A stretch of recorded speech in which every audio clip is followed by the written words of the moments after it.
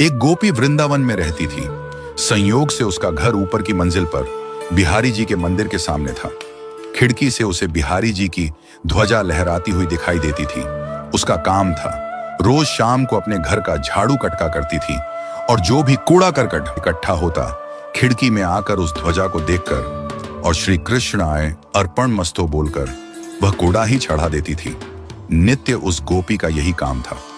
संयोग से उसी समय वहां से कोई साधु गुजरते थे। कुछ दिनों तक तो उन्होंने यह देखा और फिर उन्हें अच्छा नहीं लगा तो एक दिन हिम्मत करके ऊपर चढ़ ही गए। संत ने दरवाजा खटखटाया। गोपी ने दरवाजा खोला।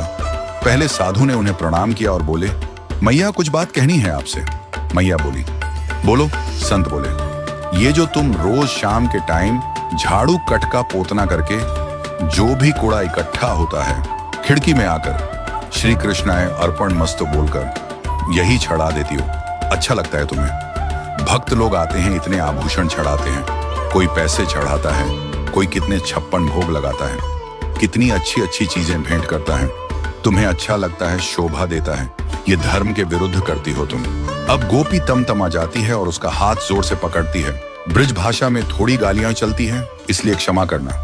और गोपी कहती है, ससुरे तू मुझे धर्म सिखाने आया है या मेरे धर्म को भ्रष्ट करने की बात कर रहा है?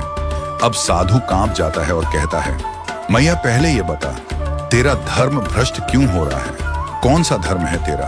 तू गलत काम कर रही है, मैं तुझे सावधान कर रहा हूं। मैया बोली, धत, तुझे पता ही नहीं धर्म होता क्या है।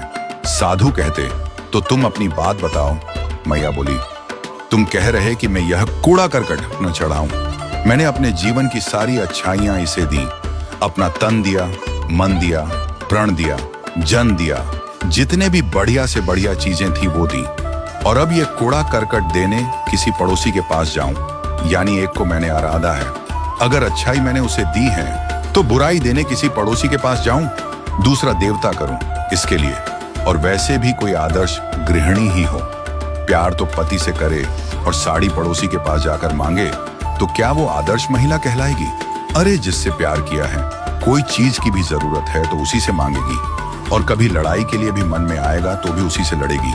इसलिए गोपी कहती है कि जब सारी चीजें मैंने उसे दी, तू कहता है कूड़ा देने किसी दूसरे देवता के पास जाऊं, कोई दूसरा खसम करूं अपना। कैसी बात कर रहा है? उस गोपी की ये अनन्यता देखकर वो साधु भी उसके पांव पड़ जाते हैं और कहते हैं, माता जो तू कह रही है वही सत्य है और इसके अलावा कुछ भी सत्य नहीं। जिसको सब कुछ माना है तो सभी चीज उसी को ही समर्पित करनी चाहिए, फिर चाहे प्यार हो या गुस्सा। और ये सब बोलकर वो संत वहां से चले गए और फिर कभी उन्होंने उस गोपी को नहीं टोका। और जब भी उस गोपी के घर के आगे से निकलते तो उस गोपी के घर के आगे अपना सर झुका के जाते।